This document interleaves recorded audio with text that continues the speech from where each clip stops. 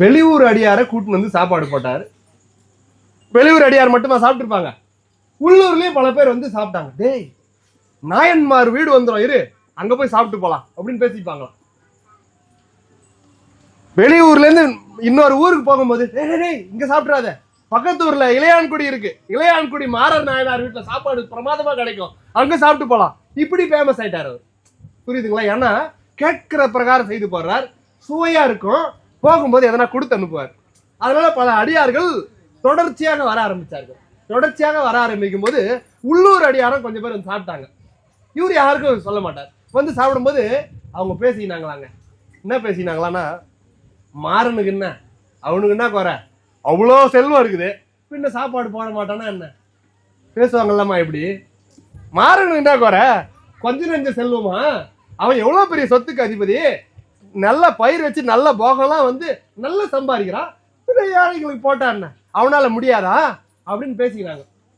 இப்படி பேசுறவங்க பல பேர் உண்டு. அவங்க வீட்லயே சாப்பிட்டு வந்து பேசினாங்க. அதுதான் பெரிய விஷயம். உண்டு இல்லையா? இப்படிலாம் உண்டு இல்லையா? நம்ம காலத்துல பேர் அந்த காலத்துல இருந்துருக்காங்க. வந்தது கோவம் யாருக்கு?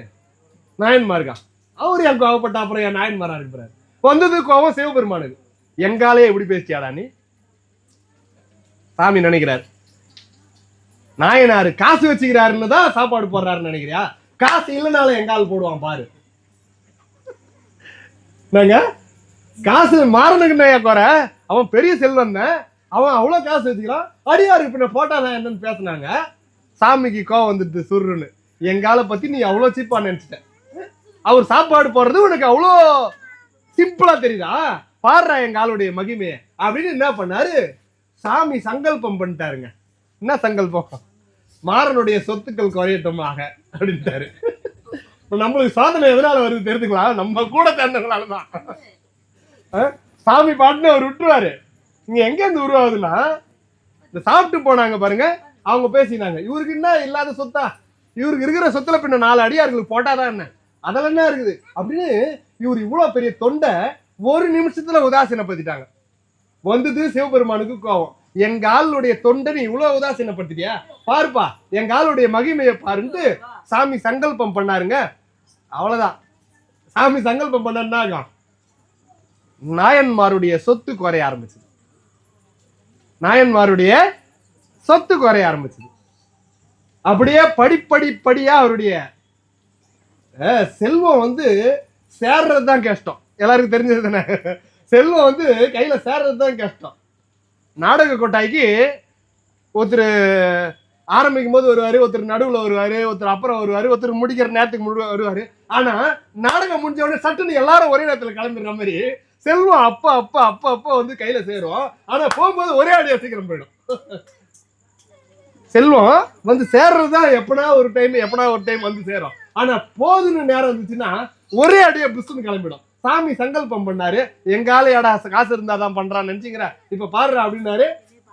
நாயன்மார்களுடைய சொத்துக்கள் அப்படியே போக ஆரம்பிச்சது. கொஞ்சம் கொஞ்சமா அவருடைய நிலையெல்லாம் குறைய ஆரம்பிச்சது. நிலை குறைஞ்சது, ஆனா அவரு நிலை குறையல. அவரு அப்பயும் விடல. இருந்ததை எடுத்து போய் வச்சாரு, வச்சதை எடுத்துட்டு வந்து போட்டாரு. பண்டம், ஏமா நம்ம கிட்ட இவ்வளோ பாத்திரங்கள் தேவையாமா? இவங்க சொல்லுவாங்க, இல்லைங்க அவ்வளோ ஒன்றும் தேவையில்லை. அப்ப எதுக்கு எடுத்து போய் வச்சிடலாம், சிலதை எடுத்து போய் வச்சு அது மூலமா வர பணத்துல சாப்பாடு போட்டாரு. சிலதை வித்து சாப்பாடு போட்டாரு, அப்பயும் போட்டாரு. அதே புன்முறுவலோடு. இன்னொரு விஷயம், அடியாரு சாப்பிட போய் கூப்பிடுவார்ல, ஒரு அடியாரை கூப்பிட போகும்போது ஏங்க வாங்க வீட்டுல வாங்க சாப்பிடுவாங்க அப்படிலாம் மாட்டார். நம்ம கூப்பிடுவோம்ல, ஏங்க வாங்க சாப்பிடுவாங்க அப்படின்னு மாட்டார். போய் பக்குவமா பக்கத்துல நின்று அவர் காதுல சொல்லுவாராம், உங்க முகத்தை பார்த்தா ரொம்ப களைப்பா இருக்குதுங்க, ரொம்ப களைப்பா இருக்கு, ரொம்ப தூரத்துல இருந்து வரீங்களா, வாங்க நம்ம வீடு பக்கத்துல தான், உங்களுக்கு பிடிச்சதை சாப்பிட்டு போங்க வாங்க. அப்படி மென்மையா அவர் காதுல மட்டும் விழும்படியா. ஏன்னா வரவங்க ஒத்துக்காத போயிட்டாங்கன்னா 10 பேர் எதிரில் ஏங்க வாங்க சாப்பிடனா அவருக்கு அசிங்கமாயிடும்ல. ஒவ்வொருத்தரும் ஒரு மனநிலையாச்சே மனிதர்கள். அவரு அதனால வாட்டம் கண்டு இன்னைக்கு வராத போயிட்டாருன்னா தொண்டு வீணாயிடுமே. தொண்டும் வீணாகக்கூடாது. அப்ப என்ன பண்ணணும், பக்குவமா பதமா அவர் காதுல போய், கல்யாண வீடுகள்லாம் பாத்தீங்கன்னா பந்திகள்லாம் வாங்க, எல்லாம் இலையெல்லாம் ரெடியாது, வாங்க வாங்க எல்லாம் வந்து உட்காருங்க அப்படின்னா சாப்பிட போக தோணும். அப்படியே போட ஒரு ஆட்டம் அந்த மாதிரி. அந்த மாதிரிலாம் பண்ணக்கூடாது அடியார்கள் அழைக்கும் போது.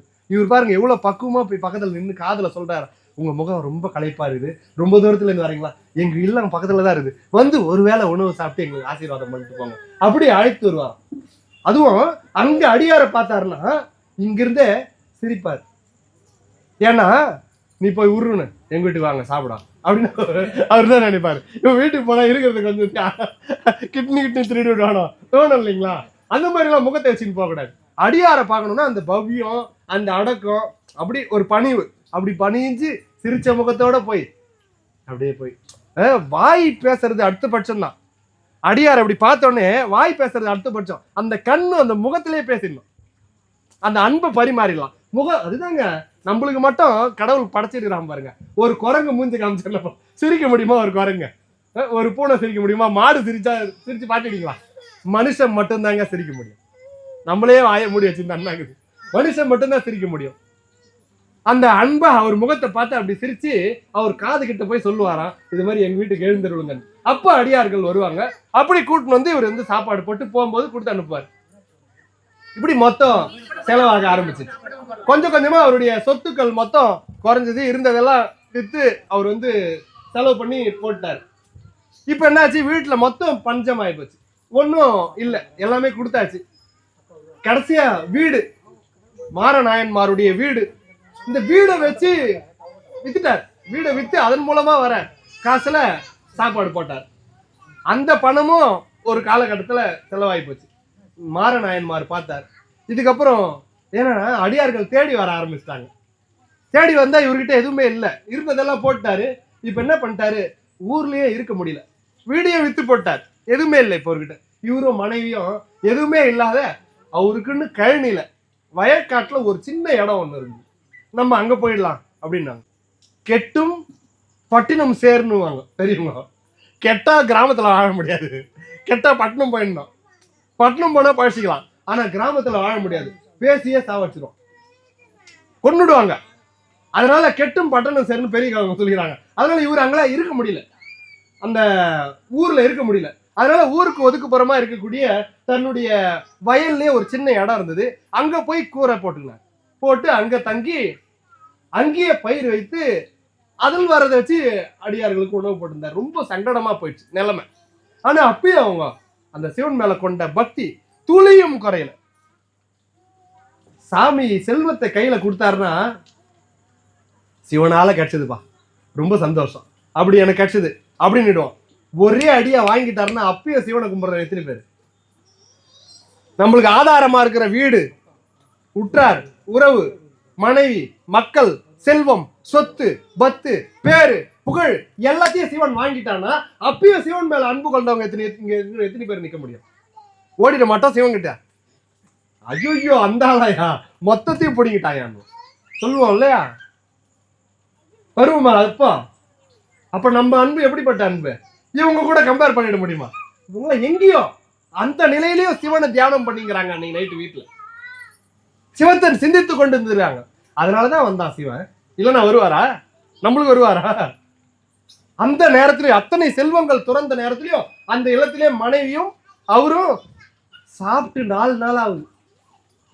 சாப்பிட்டு 4 நாள் ஆச்சு. அவங்களுக்கு சாப்பிட்றதுக்கு எதுவுமே இல்லை, தண்ணி மட்டுமே குடிச்சு இருக்கிறாங்க, எதுவுமே இல்லை. மொத்த பட்சணமும் எல்லாமே காலி. எதுவுமே இல்லாத இவங்க வந்து அந்த வயக்காட்டுல குடிசை போட்டு தங்கி நிறுறாங்க. அன்னைக்கு வராருங்க நம்ம சாமி. யாரு? சிவபெருமான். சிவபெருமான் அருளணும்னு நினைச்சிட்டாரு. அடியாருடைய புகழை உலகுக்கு தெரிவிக்கணும்னு சாமி முடிவு பண்ணி திருக்கைலாயத்திலிருந்து சாமி புறப்பட்டு வர்றார்.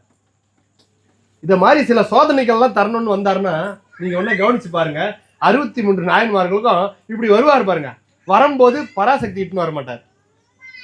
எப்போ அவருக்கு சோதிக்கிற தருவாயில ஈஸ்வரி எட்டுன்னு வர மாட்டார். இன்னொன்னு நந்தி எட்டுன்னு வர மாட்டார், ரிஷபமும் எட்டுன்னு வர மாட்டாரு, நந்தியும் இட்டுன்னு வர மாட்டாரு, உமையொரு பாகன் உமையை இட்டுன்னு வர மாட்டார், தனியா வருவார். சாமி தனியா வந்தாருன்னா சோதிக்க போறாரு. சோதனைன்னா அவங்களுக்கு கஷ்டம் கொடுக்கணும்னு இல்ல, அடியாருடைய புகழை உலகுக்கு தெரிவிக்க வர்றாரு.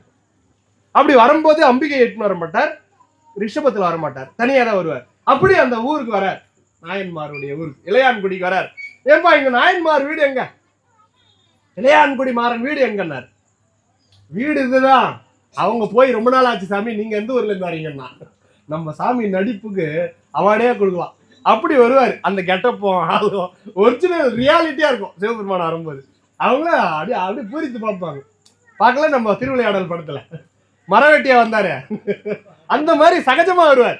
அப்படி ஒரு ஆக்டிங்ல வருவார். வந்து எங்க பாங்க மாறன் நாயன்மார் அவரு, ஐயா வீடுதான் இருக்குது, அவங்க எப்பயோ போயிட்டாங்க, அதான் அப்படி போனீங்கன்னா அந்த வயக்காட்டுல இருக்குது, அவங்களே ஒண்ணும் இல்லாதக்கிறாங்க, நீங்க என்ன எங்கயா அப்படின்னாங்க. அவரை பார்க்கணும் அப்படின்ட்டு, போங்க போங்க அவங்களே ஒண்ணும் இல்லாதக்கிறாங்க, ஒழுங்கா போட போறாங்களோ போங்க அப்படின்னு அனுப்புறாரு. ஏன்னா டைரக்டா வந்துடலாம், இவர் வந்தாருன்னு உலகத்துக்கு தெரியணும்ல. அதனால அப்படி ஊர் உள்ள போய் அப்படி ஒரு வித்தையை காமிச்சிட்டு வருவாரு. அவர் வரும்போது சும்மா வரலாம் இல்லைங்க. எந்த மாதிரி நைட்டு கும் இருட்டு, இன்னைக்கு மாதிரி லைட் போட்டுக்க முடியுமா? அதுவும் வயக்காட்டுல லைட் போட்டுக்க முடியுமா? இருட்டு, கும் இருட்டு. அதோட இருந்தா பரவாயில்லையே நம்மாலு அப்படின்னாரு. மழை பிச்சுக்கிச்சு, மழை இருட்டு. இன்னொரு விஷயத்தை இதுல கவனிக்கணும், சாமி பூசி இந்த திருநீர் அழியலையாங்க. அவ்வளவு மழையிலையும் சாமி பூசி இந்த திருநீர் அழியலையா. அப்படி வந்து நிக்கிறாரு ஜம்முன்னு முன்னாடி, கதவு தட்டுறாரு. மாறா அப்படின்னாரு. உள்ள நடுங்கிட்டாங்க. நம்மளே சாப்பிடாத 4 நாள் இருக்கிறோம், சிவசிவா அப்படின்றாங்க. சிவத்தையே தியானித்து கொண்டு இருந்தாங்க. இல்லைன்னா சாமி வர மாட்டார். சாமி வருவாரா சங்கல்பம் பண்ணா, சாமியா வராரு. உள்ள அவங்க அவ்வளவு அன்பு, அந்த நிலையிலும் இறைவனே தியானித்து இருக்கிறாங்க.